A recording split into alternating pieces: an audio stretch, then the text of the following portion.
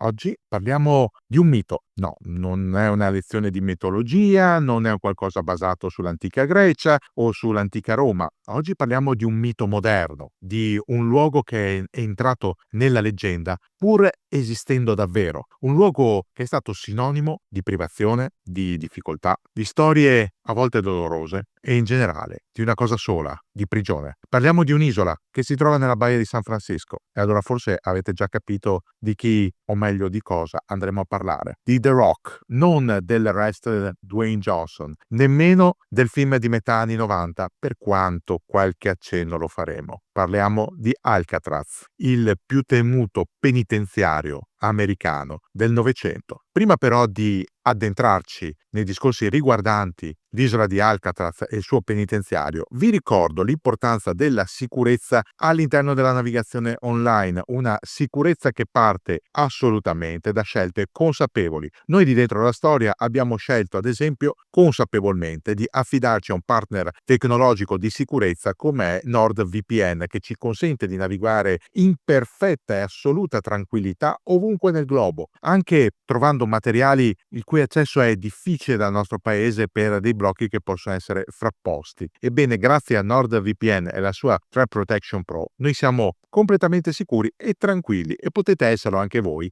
Sfruttando la grande occasione, trovate tutti i dettagli nei link all'interno della descrizione del video, per i piani biennali che vi consentono di avere 4 mesi extra e la consueta garanzia soddisfatti o rimborsati. The Rock, Alcatraz, il simbolo di un'America carceraria, di un'America diversa, più cupa, di un'America che a partire dagli anni 30 fino all'inizio degli anni 60 ha scelto di confinare su questo scoglio roccioso nella baia di San Francisco i peggiori criminali, quelli più problematici, quelli più pericolosi, quelli che rischiavano di scappare o avevano già cercato di scappare da altre prigioni. Alcatraz è stato un simbolo, quasi una leggenda. Si è detto a lungo che nessun detenuto è riuscito a fuggire vivo da lì. Lo ripete anche in una delle prime scene del film The Rock, la guida turistica che conduce una comitiva alla scoperta proprio dei segreti di Alcatraz. Lo dice: nessun prigioniero è riuscito a scappare da lì, vivo, si intende. Ma è vero? È andata proprio così. Qualche leggenda suburbana non è esattamente d'accordo e esistono dei profili di dubbio su alcune storie che riguardano Alcatraz e i suoi detenuti. Alcuni eccellenti. Pensate che anche Al Capone, il leggendario capo della mafia di Chicago, fu ospite, ovviamente non di riguardo, di questo particolarissimo penitenziario. Un penitenziario sorto su un'isola che inizialmente era niente più che un villaggio fortificato, costruito molto tempo prima, costruito a partire dalla fine del Settecento e poi diventato un vero forte. Lo stesso protagonista di quel film, The Rock, Mason, interpretato da un indimenticabile Sean Connery, dialogando con il suo coprotagonista, l'agente speciale dell'FBI Goodspeed, interpretato da Nicolas Cage, scopre che Alcatraz inizialmente era una fortificazione. Goodspeed, ovvero Nicolas Cage, dice costruita durante la guerra civile. Beh, in realtà la costruzione iniziò prima. La fortificazione dell'isola iniziò nel 1853 sotto la direzione di Zillus B. Tower. Fu lo United States Army Corps of Engineers a fortificare l'isola per renderla non solo un fortilizio di presidio, ma soprattutto un deterrente nei confronti di eventuali pirati che potevano attaccare la baia. Poi, con l'arrivo della guerra civile nel 1861, l'isola divenne sì un caposaldo fortificato, ma non riuscì mai a essere davvero determinante. D'altronde, pensate solo che il computo delle artiglierie totali presenti ad Alcatraz, da 85 a 105 cannoni nel momento di massimo impiego, non era completamente fruibile per mancanza di uomini. La guarnigione infatti contava su appena 200 soldati, troppo pochi per pensare di utilizzare tutte le armi pesanti in un colpo solo. Alcatraz era più un deterrente che un vero strumento di guerra. Doveva comporre una sorta di triangolo difensivo assieme ad altre due strutture, Fort Point che esiste e Line Point che doveva essere costruito ma alla fine venne abbandonato ancora in fase progettuale. Alcatraz per lungo tempo è stato un'installazione militare, anche come prigione, già perché la prima prigione di Alcatraz era un bagno penale riservato esclusivamente ai militari. Si cominciò proprio nel 1861, allo scoppio della guerra civile, quando il Dipartimento del Pacifico classificò l'isola di Alcatraz come prigione militare. Da lì in avanti ospitò i prigionieri della guerra civile fino a oltre il 1876, un periodo in cui Alcatraz iniziò a subire le prime trasformazioni. Vennero costruiti altri edifici, venne realizzato quello che oggi non esiste più ed è il complesso del Guardiano con la sua casa e i suoi acquartieramenti. Venne costruita soprattutto la grande prigione in mattoni. Prima i detenuti venivano tenuti nelle cantine del corpo di guardia, di un ambiente decisamente insalubre. Da quel momento in avanti Alcatraz è diventata sinonimo di prigione. Prigione dedicata, come abbiamo detto, a molti soldati confederati, ma anche ad alcuni nativi americani, soprattutto la tribù Hopi, che venivano deportati ad Alcatraz in attesa di pacificare il territorio. Lo sappiamo, il genocidio dei nativi americani è una delle pagine più buie della storia degli Stati Uniti d'America, un qualcosa di cui si parla ancora oggi molto poco. Alcatraz ha avuto anche altri prigionieri, ad esempio durante la guerra ispano-americana, la guerra che andò a cavallo tra la fine dell'Ottocento e il 1900, una guerra iniziata con l'esplosione, e oggi sappiamo accidentale, ma all'epoca si disse frutto di sabotaggio, della corazzata Maine nel porto dell'Havana e conclusa con la disfatta spagnola e la conquista da parte degli Stati Uniti di Cuba e delle Filippine. In quel periodo Alcatraz accolse altri prigionieri che arrivavano proprio dalle battaglie contro gli spagnoli. E successivamente Alcatraz iniziò anche a accogliere prigionieri non militari. Ad esempio, nel 1906, quando dopo il grande terremoto di San Francisco, le prigioni terrestri civili lesionate chiesero e ottennero di trasferire parte della propria popolazione carceraria proprio ad Alcatraz per motivi di sicurezza, non sicurezza per fuga, ma sicurezza architettonica. Si temeva che le vecchie prigioni sulla terraferma potessero crollare. Durante la Prima Guerra Mondiale,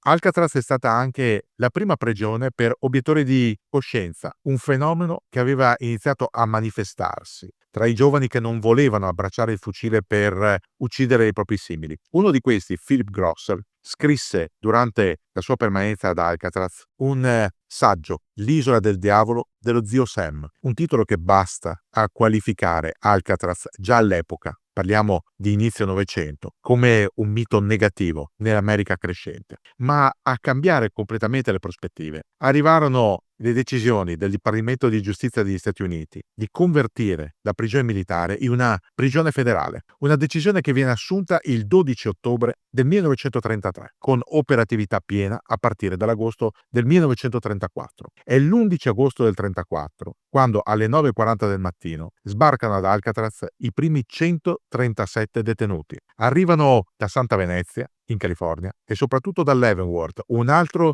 prigione simbolo, il penitenziario federale forse più famoso d'America, è ancora oggi in funzione. Vengono portati ad Alcatraz questi primi 137 detenuti a bordo di furgoni speciali, scortati da agenti particolarmente addestrati dell'FBI, oltre che da ufficiali della sicurezza delle ferrovie. Principalmente si trattava di assassini, rapinatori di banche, stupratori, gente pericolosa. Alcatraz in quella mattina d'estate aveva 155 guardie, compreso il suo guardiano, il warden, di nome James A. Johnston, un uomo di ferro, un uomo dal pugno d'acciaio, un uomo che avrebbe scritto, assieme al suo vice Shuttleworth, il manuale di disciplina di Alcatraz, un libretto per uso interno che sarebbe diventato il manuale del terrore all'interno del carcere. Il carcere prevedeva una disciplina rigidissima. Le celle, piccole, senza comfort, erano destinate ai criminali peggiori d'America. E chi sgarrava, chi non si presentava puntuale all'appello, chi imbastiva risse in sala mensa, nel refettorio, chi provava a contestare l'autorità delle guardie, finiva nei buchi delle celle di isolamento, buie, per mesi, ma non solo. I tentativi di rissa o di sommossa, soprattutto all'interno del refettorio, ma anche nella sala docce, venivano repressi con l'utilizzo del gas. Durante questi tentativi di sommossa, il gas era utilizzato per sedare i detenuti, ma a volte i miscugli di gas erano eccessivi. Potevano portare alla morte sia dei detenuti che delle guardie presenti. Questo a simboleggiare ancora di più la spietatezza all'interno di Alcatraz,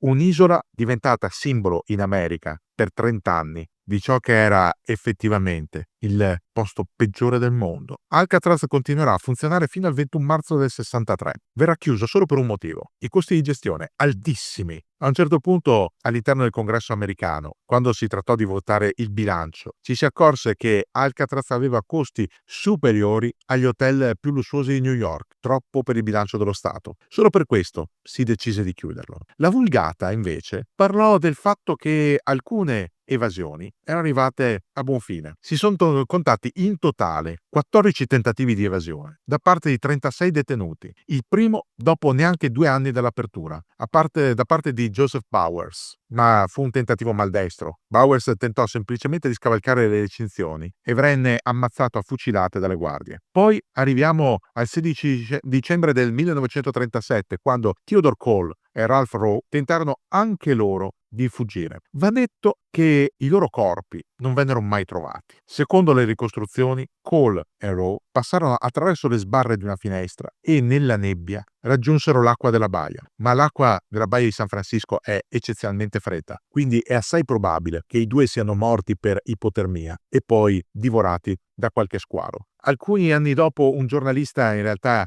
disse di aver rintracciato Rowe in Sud America, ma quelle dichiarazioni non avevano riscontro. E Cole, sempre secondo quel giornalista, sarebbe stato ucciso da malintenzionati durante una rapina in Sud America, ma anche di questo non c'è nessuna traccia. Allora passiamo a neanche 2 anni dopo, 23 maggio 1938. James Lucas, con 2 complici, progetta una fuga da Alcatraz, ma il piano è un fiasco. La fuga termina con la morte di uno dei complici e di una guardia, Royal Klein, che in precedenza era stata stordita e poi colpita letalmente alla testa. Lucas e l'altro suo complice sopravvissuto, catturati ancora prima di metter piede in acqua, vennero processati e condannati all'ergastolo. Poi arriviamo al 13 gennaio del 39, una grande fuga da parte di Stanfield, Martin, Barker, McCain e Young. Un grosso gruppo di prigionieri che decide di approfittare dell'ora d'aria per distrarre le guardie, tagliare un angolo della rete e scappare verso la spiaggia. Ma qui,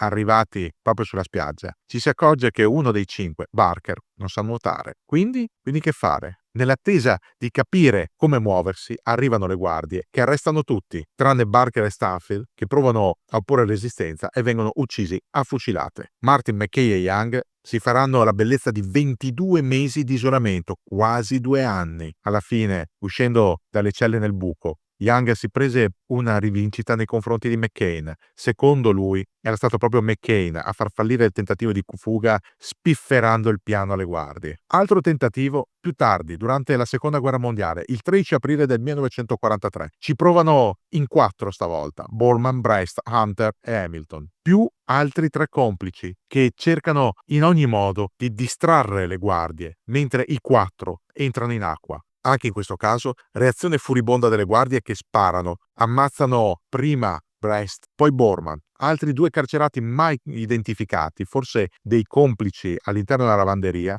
vengono uccisi a loro volta. L'ultimo è Hamilton. Di Hunter e di un altro complice non identificato. Non si hanno notizie. Scomparsi anche loro nella baia. Questo tentativo di fuga alimenta di nuovo le voci sulla possibilità di scappare da Alcatraz. Ma è anche vero che nessuno è mai riuscito a vedere un detenuto di Alcatraz sulla spiaggia di San Francisco. Poi arriviamo al 2 maggio del 1946, alla cosiddetta battaglia di Alcatraz, una grande rivolta che costa la vita a 3 prigionieri e a 2 guardie. Gli autori della rivolta sono tanti: 3 muoiono: Coy, Hubbard, Kretzer. Sopravvivono Shockley, Thompson e Carnes, tutti prigionieri che dopo aver stordito le guardie riescono ad entrare nell'armeria, a impossessarsi di alcuni fucili per poi avviare la rivolta. Per sedare la rivolta, il guardiano della prigione chiama la polizia di San Francisco, la guardia costiera, l'aeronautica e il corpo dei Marines. Sono proprio i Marines a fare irruzione nell'isola. Vengono aiutati da un carcerato, Robert Stroud, che si schiera dalla loro parte e li guida nei vari cunicoli e all'interno della prigione stessa. Servono 2 giorni ai Marines per venire a capo della rivolta.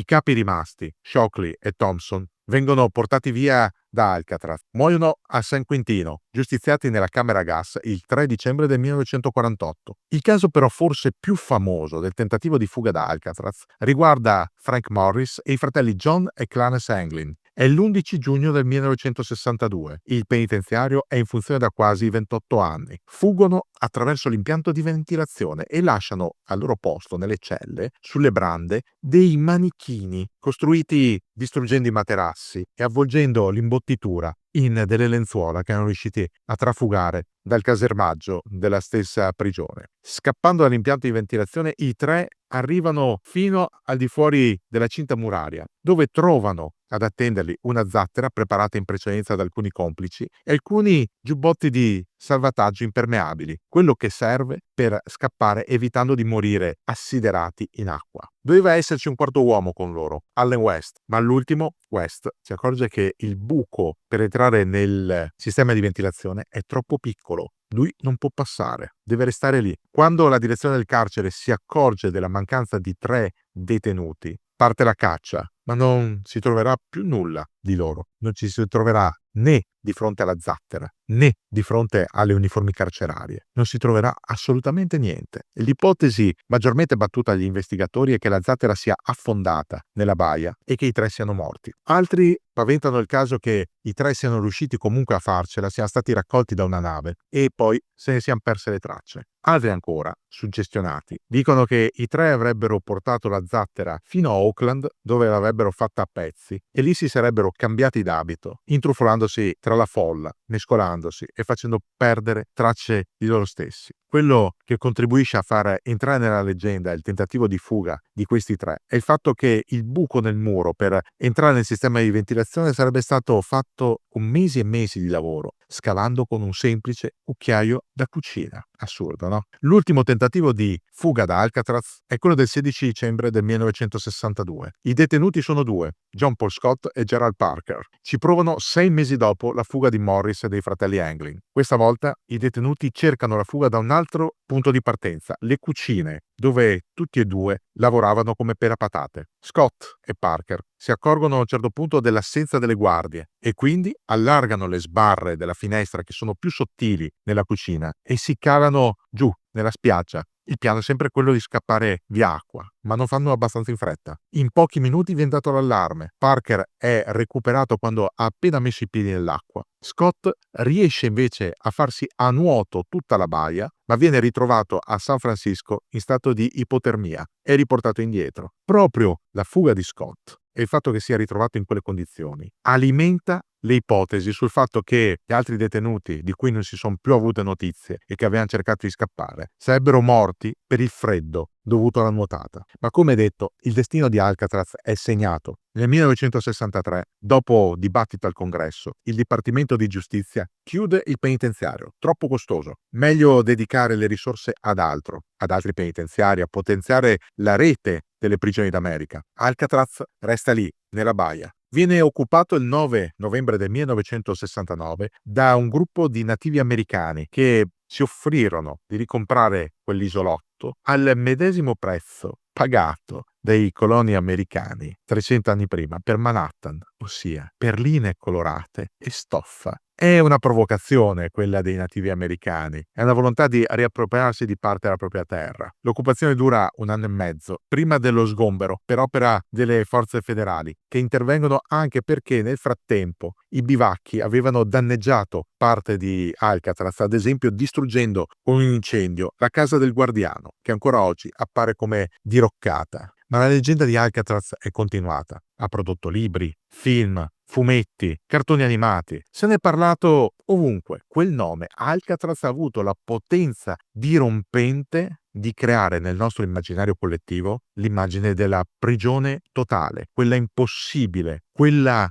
da cui non si può scappare, quella che rappresenta l'incubo di ogni essere umano, fino al 1996, quando al cinema esce The Rock, film di Michael Bay, ambientato proprio all'interno dell'isola di Alcatraz, chiamata informalmente appunto The Rock. Nel film, attenzione spoiler, se non l'avete ancora visto, un gruppo di Marines reietti guidati dal generale Francis Sammel, interpretato da un grande Ed Harris, si barrica sull'isola con degli ostaggi e con dei missili armati con gas nervino VX. Chiede il generale Hammel che venga pagato un riscatto, ma non tanto a favore dei propri soldati, alcuni di questi però si trasformano in autentici e pericolosi mercenari, ma a favore delle famiglie di Marines deceduti in servizio, perché impiegati in operazioni ombra, non ufficiali e quindi private tanto del sostentamento quanto addirittura del funerale militare per i propri cari. Per sventare la minaccia viene mandata una squadra di incursioni della Marina che viene immediatamente sterminata e due personaggi particolari.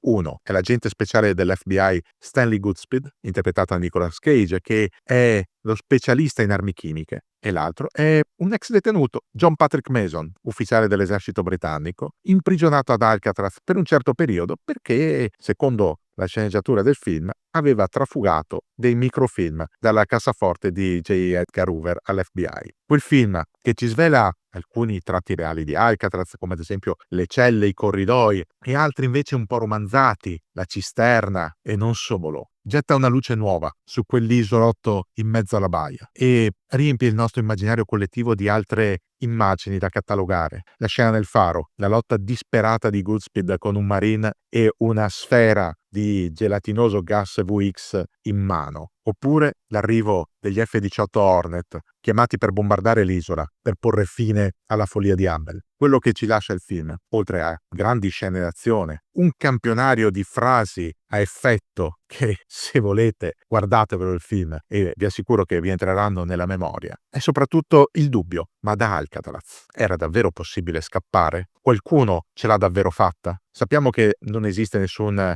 capitano John Patrick Mason, che nessun inglese è stato prigioniero ad Alcatraz, men che meno un agente segreto, e a ben guardare nel film Sean Connery un po' gioca col suo personaggio come se fosse la sua ultima uscita come James Bond. Ma il dubbio resta: qualcuno è davvero scappato da Alcatraz? E se è scappato, come ha condotto il resto della sua vita? Come è riuscito a non farsi riprendere? Come ha costruito un'identità tale da non essere smascherato? Sono domande che restano ancora oggi guardando quell'isolotto lì in mezzo alla baia. Un isolotto che è meta di visitatori, di curiosi, di turisti, ma che per circa 30 anni è stato solo l'inferno sulla terra per i peggiori criminali, e prima ancora carcere militare per renitenti alla leva, obiettori di coscienza, nativi americani, traditori, soldati confederati e molto altro ancora. Oggi Alcatraz è solo un'attrazione, ma il suo nome, la sua sagoma, la sua leggenda, quelli sono destinati a vivere in eterno. Avete già dato un'occhiata al nuovo sito di Dentro la Storia? È una delle grandi novità di questo 2025, assieme a tanti servizi esclusivi, tra cui la newsletter. Ormai è già stata spedita la terza edizione della newsletter, che è assolutamente gratuita e al cui interno trovate molte informazioni, i nostri editoriali, i nostri testi, la timeline del mese, i nostri consigli di lettura e di visione di film o serie televisive. Insomma, cosa aspettate? È gratuita!